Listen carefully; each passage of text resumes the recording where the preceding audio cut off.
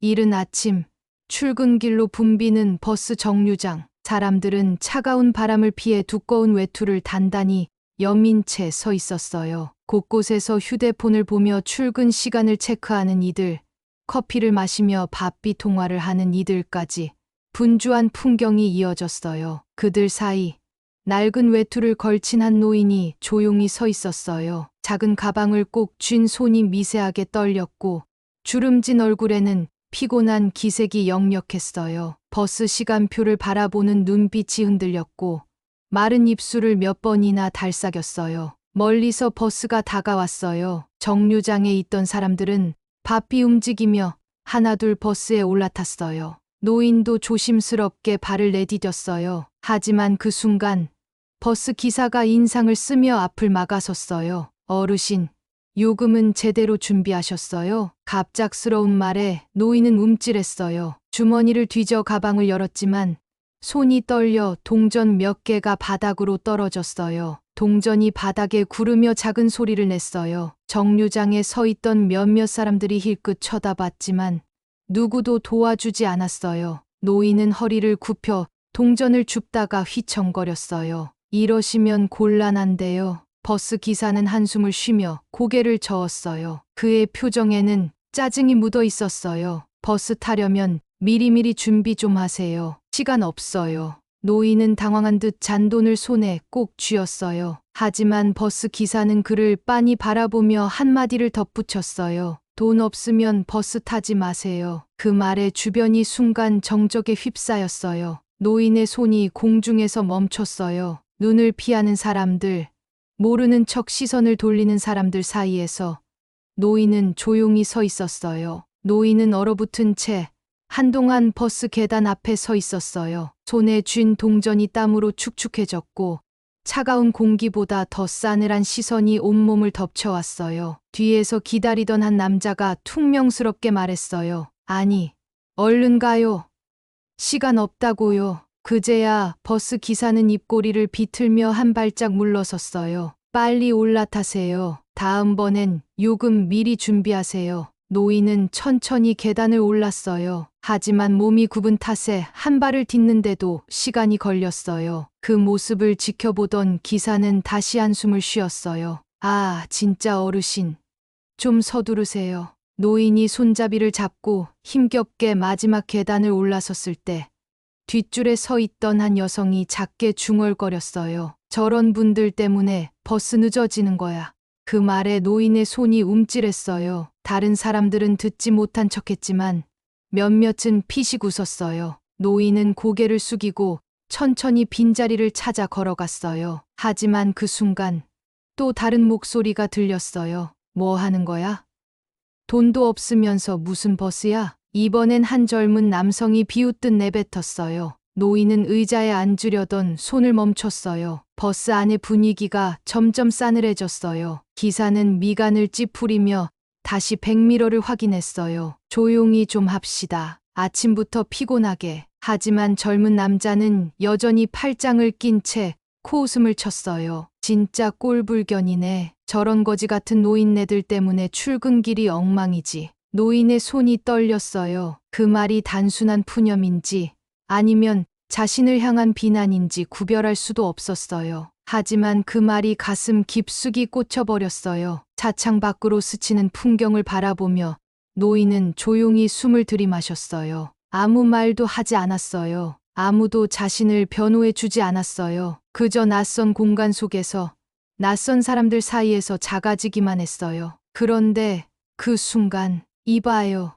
단호한 목소리가 버스 안을 울렸어요. 사람들이 일제히 고개를 돌렸어요. 방금까지 조용히 창밖을 바라보던 한 남자가 자리에서 일어났어요. 그의 눈빛은 흔들림 없이 단단했어요. 그 순간 버스 안의 공기가 미묘하게 바뀌었어요. 버스 안의 공기가 순간 정적에 휩싸였어요. 모두가 그 남자를 바라봤어요. 그는 수트 차림에 단정한 모습을 하고 있었지만 눈빛은 싸늘했어요. 젊은 남자는 눈살을 찌푸렸어요. 뭐야, 아저씨가 뭔데 참견이에요?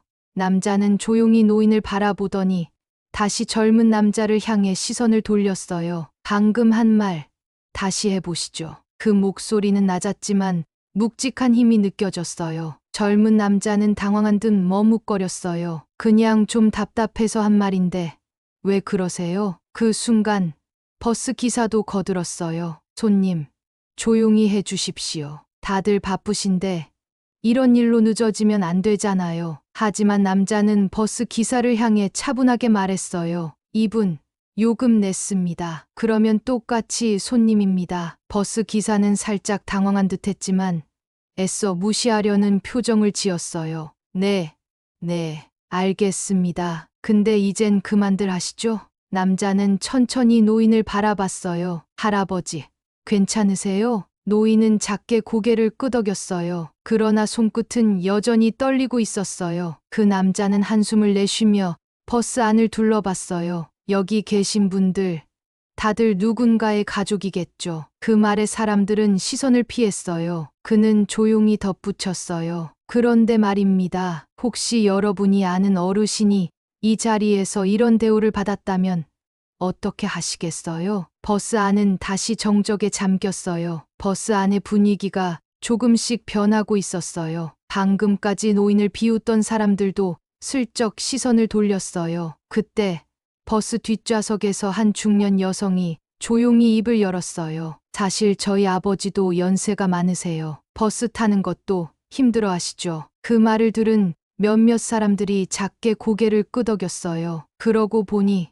우리 부모님도 누군가가 중얼거렸어요. 그제야 사람들의 시선이 조금씩 달라졌어요. 방금까지 노인을 향해 짜증 섞인 표정을 짓던 사람들도 이제는 그를 바라보는 눈빛이 흔들리고 있었어요. 버스 기사는 애써 시선을 돌리며 브레이크를 밟았어요. 이제 그만하고 가겠습니다. 하지만 그 남자는 다시 한번 말했어요. 사람 대 사람으로 대해주는 게 그렇게 어렵습니까? 그 말이 끝나자 아까 노인을 비웃던 젊은 남자가 조용히 고개를 숙였어요. 그제야 버스 안의 분위기가 조금씩 부드러워졌어요. 그리고 노인은 조용히 중얼거렸어요. 고맙네. 남자는 살며시 미소를 지었어요. 하지만 아직 이 이야기는 끝이 아니었어요. 버스가 목적지에 도착했을 때 예상치 못한 상황이 기다리고 있었어요. 버스가 정류장에 멈추자 문이 열렸어요. 노인은 천천히 자리에서 일어났어요. 하지만 그 순간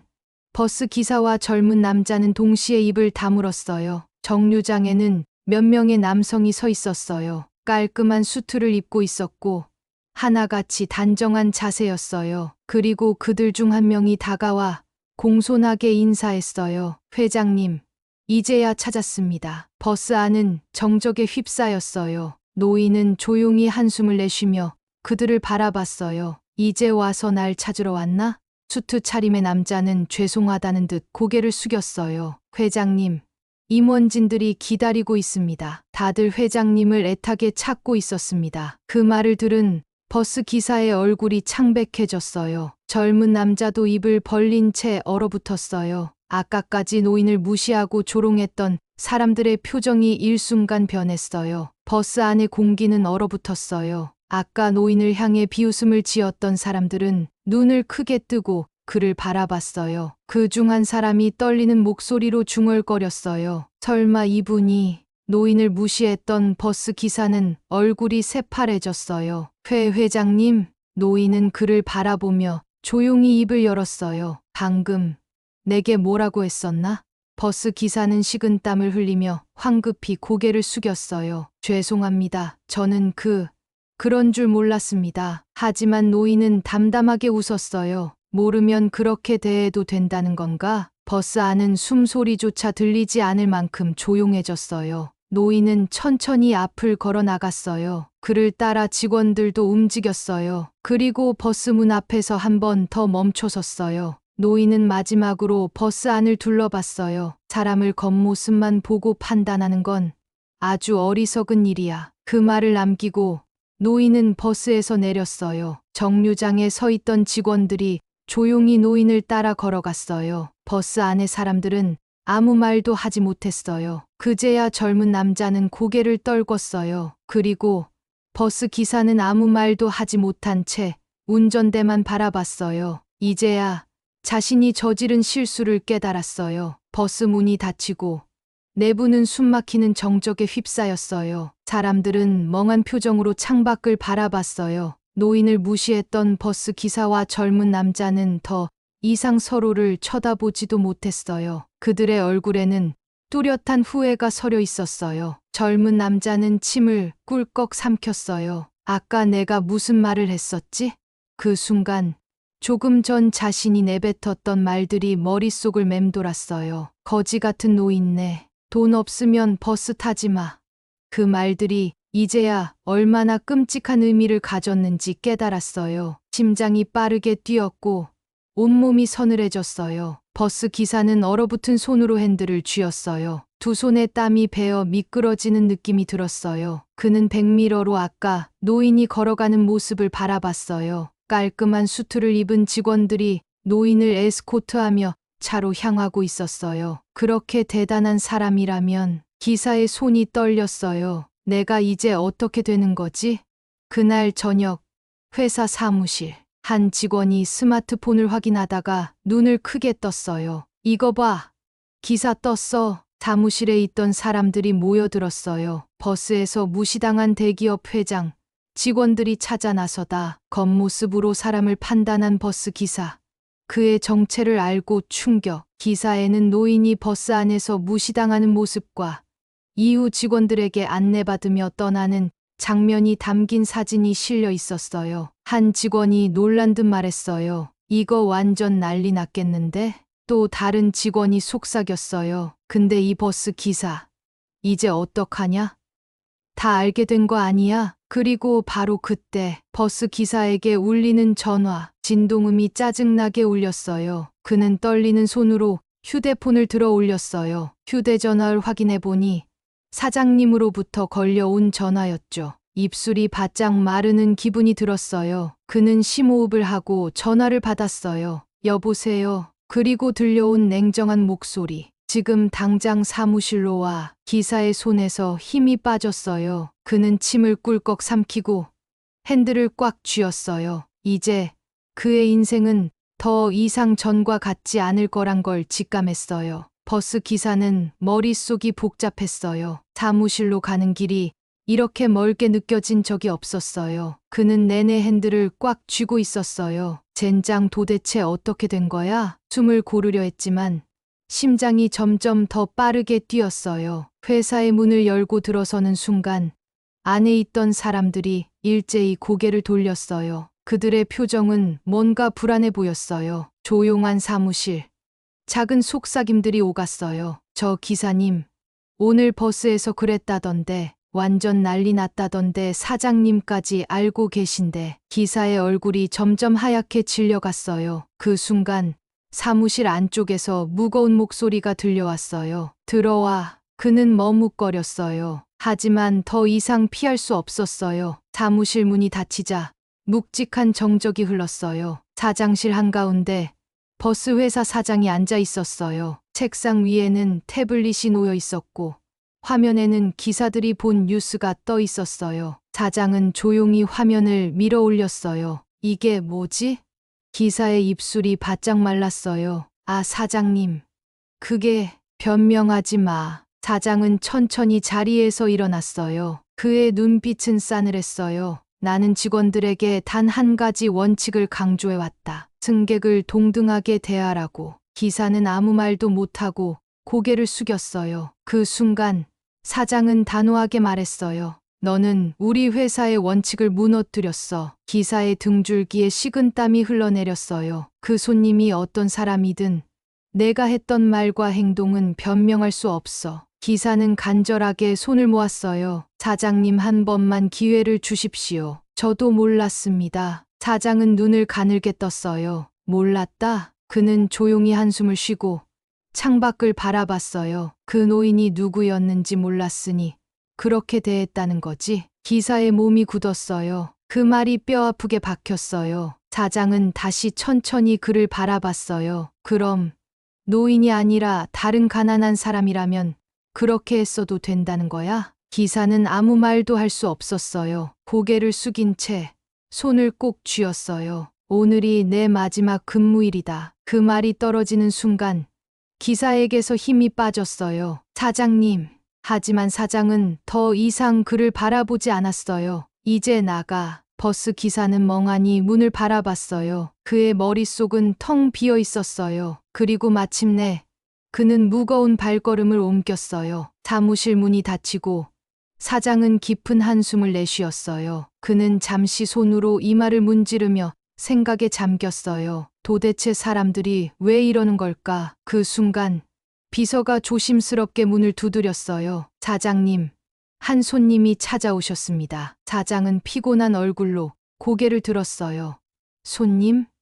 비서는 살짝 머뭇거리며 말했어요. 네, 아까 문제가 됐던 그 노인분이십니다. 사장의 눈이 순간 흔들렸어요. 그는 재빨리 자리에서 일어나 문 쪽으로 향했어요. 사장실 문이 열리자 그곳엔 낡은 외투를 걸친 노인이 서 있었어요. 그의 손에는 작은 가방이 들려 있었고 표정은 평온했어요. 사장은 황급히 걸어 나가 노인을 맞았어요. 어르신, 제가 직접 찾아뵙지 못해 죄송합니다. 노인은 부드러운 미소를 지으며 손을 내저었어요. 괜찮소. 사장님을 직접 뵙고 싶은 마음이 컸으니까. 사장은 노인의 손을 바라보며 조용히 말했어요. 그 기사 처분했습니다. 노인은 잠시 생각에 잠긴 듯하다가 고개를 끄덕였어요. 그랬겠지요. 하지만 난 오늘 그 이야기를 하러 온 게 아닙니다. 사장은 의아한 눈빛으로 노인을 바라봤어요. 그럼 어떤 일로 오셨습니까?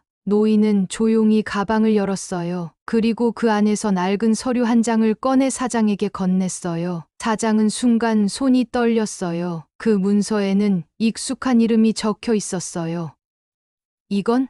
노인은 작게 웃으며 말했어요. 난 이 회사의 창립 멤버였소. 그 한마디에 사장은 숨을 삼켰어요. 사장은 서류를 들여다보며 손끝이 미세하게 떨렸어요. 노인의 이름은 익숙했어요. 하지만 그가 말한 창립 멤버라는 말이 믿기지 않았어요. 어르신, 이게 무슨 뜻입니까? 노인은 조용히 의자에 앉으며 미소를 지었어요. 오래전 내가 이 회사를 함께 세웠소. 당시 우리는 몇 안 되는 사람들이었고 모든 걸 바쳐 회사를 키웠지. 사장은 깊은 숨을 들이마시며 서류를 다시 확인했어요. 거기엔 확실히 노인의 이름이 창립 멤버로 적혀 있었어요. 그렇다면 왜 지금까지 이곳에서 본 적이 없었습니까? 노인은 창밖을 바라보며 조용히 말을 이었어요. 나는 어느 순간 회사에서 밀려났지. 자본을 투자하긴 했지만 내 몫은 점점 줄어들었고 결국 회사를 떠나야 했소. 사장은 할 말을 잃었어요. 그동안 자신이 모르는 이야기가 숨어 있었어요. 사장은 노인을 바라보며 조심스럽게 물었어요. 그럼 어르신께서 지금 이곳을 다시 찾으신 이유가 무엇입니까? 노인은 손끝으로 테이블을 톡톡 두드리며 미소를 지었어요. 이 회사를 다시 보기 위해서요. 그리고 나의 마지막 결정을 내리기 위해서. 사장은 긴장된 표정으로 노인의 입을 주시했어요. 마지막 결정? 노인은 천천히 가방에서 또 다른 문서를 꺼냈어요. 그것은 회사의 지분과 관련된 서류였어요. 내가 가진 회사 지분, 아직도 남아있지. 사장의 눈이 커졌어요. 그 지분을 어떻게 하시겠다는 겁니까? 노인은 사장을 바라보며 미소를 지었어요. 내가 원하는 곳에 쓰려고 하오. 나를 처음부터 한 사람으로 대해준 사람이 누구인지 이번 일을 겪으면서 확실히 알게 되었소. 사장은 긴장된 표정으로 노인의 입을 바라봤어요. 그의 다음 말이 이 회사를 뒤흔들지도 모른다는 걸 직감하고 있었어요. 사장의 손끝이 서류 위에서 멈췄어요.